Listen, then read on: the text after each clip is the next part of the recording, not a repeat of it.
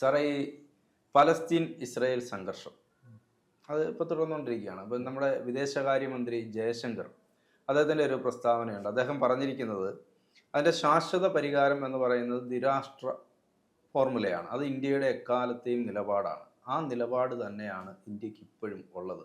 പിന്നെ മറ്റൊന്ന് അദ്ദേഹം പറയുന്നത് ഗാസയിലെ അടിയന്തര വെടിനിർത്തലിനെ ഇന്ത്യ പിന്തുണയ്ക്കും എന്നും അദ്ദേഹം പറയുന്നുണ്ട്.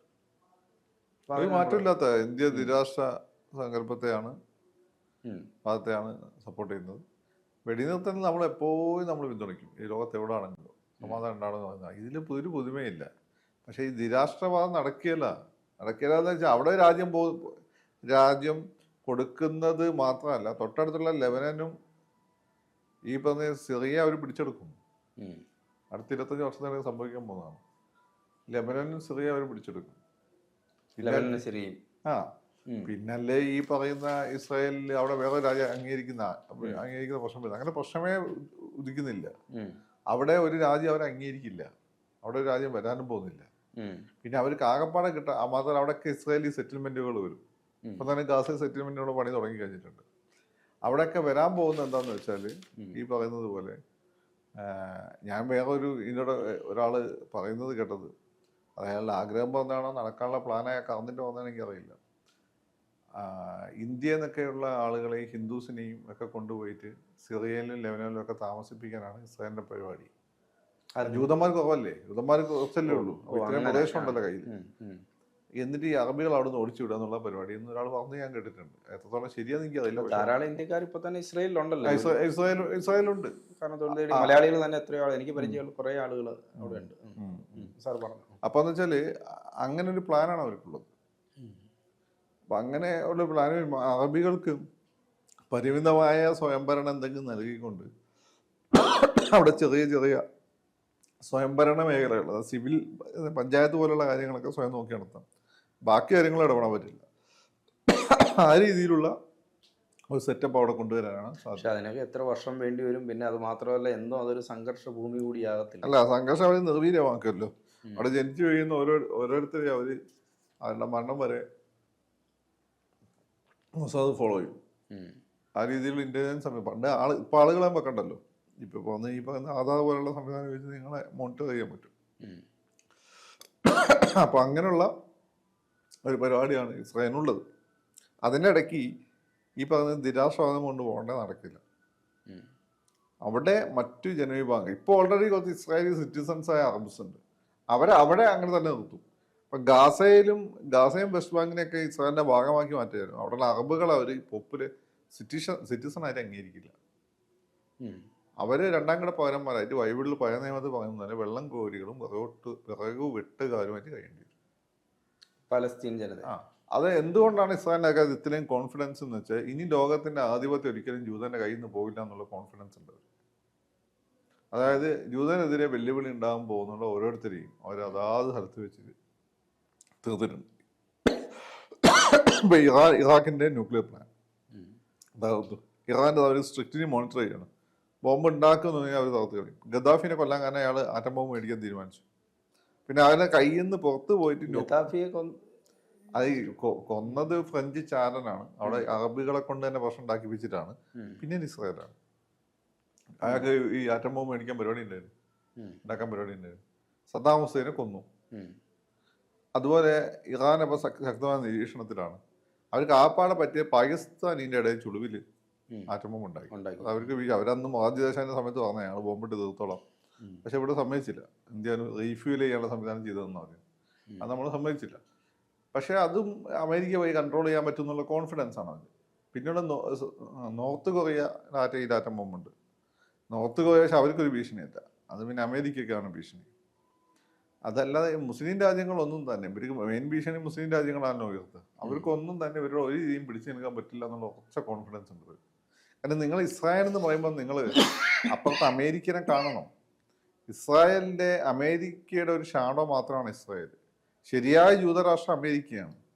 ഇതിവരുടെ ഹോംലാൻഡ് ആയതുകൊണ്ട് ഇവർ ആ ഒരു രാജ്യം നിലനിർത്തുന്നുള്ളൂ. അമേരിക്കയാണ് അതിന്റെ പിന്നിലുള്ളത്. അത് വലിയൊരു നീരാണ്. ആ ഒരു കോൺഫിഡൻസ് ആണ് അവർക്ക്. അതുകൊണ്ട് അതായത് ഇസ്രായേലിന്റെ പിന്നിൽ നിന്ന് ഇതെല്ലാം ചെയ്യിപ്പിക്കുന്നത് അമേരിക്കയാണെന്നാണ് പറഞ്ഞത്. അല്ല, അമേരിക്കയുടെ പിന്നിൽ നിന്ന് ഇതെല്ലാം ചെയ്യിപ്പിക്കുന്നത് ഇസ്രായേലാണ്. തിരിച്ചു ചിന്തിക്കും. അല്ല, ഷാഡോ എന്ന് പറഞ്ഞുകൊണ്ടാണ് ഷാഡോ എന്ന് പറഞ്ഞാൽ ഷാഡോനെ നമുക്ക് തോന്നുന്നതാണ്. ഷാഡോ അല്ലത്. ആ വലിയ ഷാഡോന്റെ തണലിലാണ് ഇവർ നിൽക്കുന്നത്. പക്ഷെ അതാണ് ശരിയായ രാജ്യം ഇസ്രായേലാണ്. ഇസ്രായേലിന്റെ അപ്പുറത്ത് ഒരു തീരുമാനം അമേരിക്ക എടുത്തില്ല. അമേരിക്ക എന്താ എടുത്തിട്ടുള്ളൂ? ഇസ്രായേൽ പറയുന്നതിന് അപ്പുറത്തെ തീരുമാനം അമേരിക്ക. ഇസ്രായേലിനൊപ്പമാണ് അവർ. അവര് ഈ ഹിറ്റ്ലർ പറഞ്ഞ പോലെ ലോകത്ത് അവർക്കൊരു രാജ്യമല്ലായിരുന്നു, അതുകൊണ്ട് അവർക്കൊരു രാജ്യം ഉണ്ടാക്കേണ്ടിയിരുന്നു. ആ ലോകത്ത് അവർക്ക് ഭരിക്കേണ്ടിയിരുന്നു. അതിനവർ ജനാധിപത്യം കൊണ്ടുവന്ന് ഹിറ്റ്ലർ പറഞ്ഞത് ശരിയാണ്. ജനാധിപത്യ രാഷ്ട്രീയ പാർട്ടികളെ അവർ കൺട്രോൾ ചെയ്യാൻ പറ്റും. രാജകുടുംബങ്ങൾ അങ്ങനെ കൺട്രോൾ ചെയ്യാൻ പറ്റില്ല. അത് രാജകുടുംബങ്ങളെ തകർത്ത ജനാധിപത്യമാണ്. അതെ അതെ അതെ. അപ്പൊ ജനാധിപത്യത്തിൽ നിങ്ങൾക്ക് ആളുകളെ സ്പോൺസർ ചെയ്യാൻ പറ്റും. അതാണ് അവർ ചെയ്തുകൊണ്ടിരിക്കുന്നത്. അപ്പം ഹിറ്റ്ലർ അന്ന് കണ്ടിട്ടുള്ള ആ ഒരു പിന്നെ ജൂതന്മാരുടെ അതാണ് ഇപ്പോൾ ലോകം ഭരിക്കുന്ന ലോകവീക്ഷണം. ജനാധിപത്യത്തിനപ്പുറത്തെ സങ്കല്പം നമുക്ക് കാണാനേ പറ്റില്ല. ആരെങ്കിലും ജനാധിപത്യത്തിനപ്പം പോയി കഴിഞ്ഞാൽ നമ്മൾ അവരെ ഏകാധിപതി എന്ന് വിളിച്ച് ഒറ്റപ്പെടുത്തി കളയും. നാഷണലിസ്റ്റുകളായ നേതാക്കന്മാരെല്ലാം തന്നെ ഏകാധിപതികളെന്ന് പേര് കേട്ടോ. അപ്പം നരേന്ദ്രമോദി, ഇന്ദിരാഗാന്ധി, ഷെയ്ഖ് ഹസീന, ഇതൊക്കെ ഏകാധിപതികളെന്ന് പേര് കേട്ടിട്ടുള്ള ആളുകൾ. ഇവൻ ഇമ്രാൻഖാൻ അവർക്ക് സ്വീകാര്യമല്ല. ഇമ്രാൻഖാൻ ഇൻഡിപെൻഡന്റ് ആയിട്ടുള്ള ആളാണ്. അതാണ് അങ്ങനെ പിടിച്ചിട്ടത്. അപ്പോൾ ഇസ്രായേലാണ് ലോകം ഭരിക്കുന്നത്. ഇസ്രായേലിന്റെ ഒരു ഷാഡോ ആണ് അമേരിക്ക. പക്ഷെ ഷാഡോ വലിയ ഷാഡോ ആണ്. അതാണ് എൻ്റെ കാര്യം. അപ്പം അതുകൊണ്ട് ഇപ്പം ഏഷങ്കതല്ല ആര് പറഞ്ഞാലും അവർ വിചാരിച്ചാൽ അവർ നടത്തുള്ളൂ. പിന്നെ ഇന്ത്യയിലൊക്കെ അവർ ഉപയോഗിക്കും. ആളുകളെ കണ്ണ് പൊടിയിടാൻ വേണ്ടിയിട്ട് അവർക്ക് യുദ്ധ സഹായം വേണം. നെഗോഷിയേഷൻസ് ഒക്കെ നടത്തുമ്പോൾ എല്ലാവർക്കും സ്വീകാര്യനായിട്ടുള്ള ആൾ വേണം.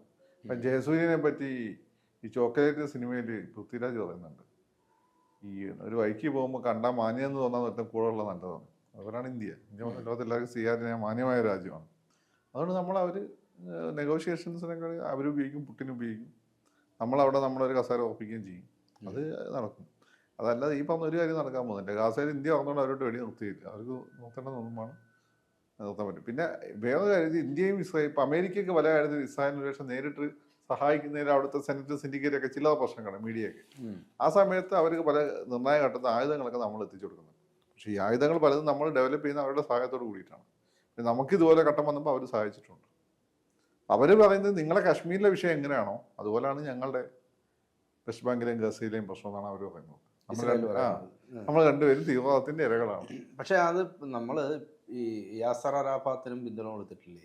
നമ്മൾ യാസർ അറാഫത്തിന് പിന്തുണ കൊടുത്തിരുന്നു ആ കാലഘട്ടത്തിൽ, കോൺഗ്രസിന്റെ കാലഘട്ടത്തിൽ.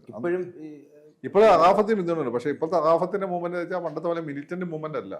അവർ പ്രാദേശികമായ സ്വയംഭരണത്തിലൊക്കെ അങ്ങ് ഹാപ്പിയാണ്. അബ്ബാസാണ്. അബ്ബാസ് തന്നെ ഈ മൊസാദിന്റെ ചാരനാന്ന് പറയുന്നുണ്ട്. ഈ ഇവന്മാർ പണ്ട് അവരെ തകർക്കാൻ വേണ്ടി കൊണ്ടുവന്നാണല്ലോ ഈ ഹമാസിനെ. അപ്പൊ ഹമാസ് വിചാരിച്ച് നമ്മളങ്ങ് ലോകം മറച്ചു കളയും. അങ്ങനെയാണ് അവിടെ പോയി ഈ നെതന്യാഹുവിന്റെ കെണിയിൽ പോയി തലവെച്ചു കൊടുത്തത്. അനുഭവിച്ചുകൊണ്ടിരിക്കുന്നത് അതുകൊണ്ടാണ്. അവർക്ക് അന്ന് ആവശ്യം ഉണ്ടായിരുന്നു ഹമാസിനെ, ഇതിനെ വീക്കൻ ചെയ്യാനും ഇതിനെ മയപ്പെടുത്താനും. അത് കഴിഞ്ഞു. ഇനി ഹമാസിനെ തീർത്ത് കളയാൻ അബ്ബാസ് അവരുടെ കൂടെ ഉണ്ട്. അറാഫത്ത് അവരുമായിട്ട് കോംപ്രമൈസ് ചെയ്യാൻ വലിയ അളവ് വരെ തയ്യാറായിരുന്നില്ല. അതുകൊണ്ട് അറാഫത്തിന് പൊളോണിയം കൊടുത്തു ഒന്ന് കളഞ്ഞു എന്നാണ് കേട്ടിട്ടുള്ളത്. മാത്രമല്ല അറാഫത്ത് ഇവർ ഉദ്ദേശിക്കുന്ന ലെവലിൽ നിന്ന് ഒരുപാട് ലോകരാഷ്ട്രങ്ങൾക്ക് ഏറ്റവും ഭയങ്കര സ്വീകാര്യമാണ്. പക്ഷെ അബ്ബാസ് അങ്ങനെയല്ല. വേറെ കാര്യം, അബ്ബാസിനെ വിലക്കെടുക്കാൻ പറ്റും. PLO നിങ്ങൾ കേൾക്കുന്നില്ലല്ലോ. മാത്രമല്ല PLO ആയിട്ട് അവർക്ക് ഇപ്പൊ വലിയ പ്രശ്നങ്ങളും ഇല്ല. അവർക്ക് ഒരു പ്രശ്നം ഇപ്പൊ ഹമാസുമായിട്ടാണ്. കാരണം ഹമാസാണ് ഈ പറയുന്നതിനെ മാതിരി അവരുണ്ടാക്കിയതാണെങ്കിലും അവരെ താളത്ത് വെച്ചതുള്ളെങ്കിൽ പോലും ഹമാസിന് ഇപ്പോൾ ഇസ്ലാമിക ഇമ്പീരിയൽസ് ഒക്കെ നടത്താൻ പറ്റുന്നുള്ളൊരു ഇസ്ലാമിക് ബ്രദർഹുഡിന്റെ സ്വപ്നം തലക്ക് പിടിച്ചു. അന്നപ്പോൾ അവർ ഇത് തല്ലി. ഇനി ഹമാസ് വേണ്ടെന്നാണ് അവരുടെ തീരുമാനം. അല്ലെ ഒരു പണ്ടേ യുദ്ധം നിർത്തി പോയിട്ടുണ്ട്. ഇവരങ്ങനെയാണ് 2 ആഴ്ച കൂടുതൽ ഒരു യുദ്ധം നീട്ടാറില്ല പൊതുവെ ഇസ്രായേല്. ഇടയ്ക്കിടയ്ക്ക് പിന്നെ കുറച്ച്. ഇതിപ്പോ ഹമാസിനെ തീർക്കണം, ഇതിന്റെ ലെബനൻ സിറിയക്ക് ഒരു പണി കൊടുക്കണം, അതിനുള്ള പരിപാടിയാണ്. അപ്പൊ ഇന്ത്യയുടെ ഈ നിലപാട്, അതായത് ഗാസയിലെ വെടിനിർത്തലിനെ ഇന്ത്യയെ പിന്തുണയ്ക്കും എന്നുള്ളതും ഈ 2 നിലപാട് രാഷ്ട്രം എന്നുള്ളത് നമുക്ക് സങ്കല്പിക്കാനേ പറ്റില്ല എന്നാണ്. പറ്റില്ല, നടക്കില്ല. ഇസ്രായേൽ സമ്മതിക്കില്ല. ഇസ്രായേൽ സമ്മതിക്കേണ്ട ആവശ്യമില്ല. അവരുടെ ഒരു ആവശ്യം ന്യായമായിട്ടുള്ള ആവശ്യങ്ങൾ പലതും ന്യായമായിരിക്കാം. പക്ഷെ ഇസ്രായേലിന്റെ വ്യൂ പോയിന്റ് ന്യായമല്ല. അതാണ് അവരുടെ ദേശമാണ്. അത്രേ അവർ ചോദിച്ചില്ല. അവര് UN കൊടുത്തൊരു സ്ഥലത്തേ അവരുള്ളൂ. പിന്നെ UN അന്ന് പലസ്തീനെ കൊടുത്ത് അവർക്കന്ന് വേണ്ടായിരുന്നു, യുദ്ധം ചെയ്തു. അപ്പൊ യുദ്ധം ചെയ്തിട്ട് അവർ ജയിച്ചാൽ ഞങ്ങൾ അവർ നിൽക്കാൻ സമ്മതിക്കില്ല, ഞങ്ങൾ ജയിച്ചു, ഞങ്ങൾ അവരെ നിൽക്കാൻ സമ്മതിക്കില്ല. എന്നിട്ട് ഞങ്ങൾ ജോർദാനും അതുപോലെ തന്നെ ഈജിപ്തിനൊക്കെ പിടിച്ച സ്ഥലങ്ങൾ വിട്ടുകൊടുത്തിട്ടുണ്ട്. അപ്പൊ ഞങ്ങളല്ലേ ജനറോസിറ്റി കാണിച്ചത്, യുദ്ധത്തിൽ ജയിക്കുന്നവനല്ല എല്ലാം കൈയടക്കുക. അപ്പൊ അതുകൊണ്ട് അതിന്റെ ആവശ്യമില്ല. മറ്റൊരു പറയുന്നത് ഇസ്രായേലികൾ എബ്രഹാം അവിടുന്ന് ഇറാഖിൽ നിന്ന് എഴുതുമ്പോൾ ഞങ്ങൾ അവിടെ ഉണ്ടായിരുന്നു, ഞങ്ങളെ രാജ്യം അവർ പറയും. പക്ഷെ അത് എപ്പോഴും ശക്തന്റെ വാക്കിനെ ശക്തി ഉണ്ടാവുള്ളൂ. അതെ, ഇസ്രായേലാണ് ശക്തൻ. ആ ലോക മേധാവിത്വം നിലനിർത്താനുള്ള പണികളൊക്കെ അവർ ഇപ്പോൾ ഓൾറെഡി എടുക്കുന്നുണ്ട്. അതുകൊണ്ട് അവർക്ക് ഇവരെ കേൾക്കേണ്ട ഒരാവശ്യമില്ല, കേൾക്കാനും പോകുന്നില്ല. പിന്നെ ഈ പറയുന്നതിനെ മാതിരി ഈ വാചാലമായിട്ട് സമയം നീട്ടിക്കൊണ്ടുപോകാനും ഹെഡിങ്ങുകൾ ഉണ്ടാക്കാൻ വേണ്ടി ചർച്ചകൾ മറ്റും നടക്കും. അത്രയേ ഉള്ളൂ.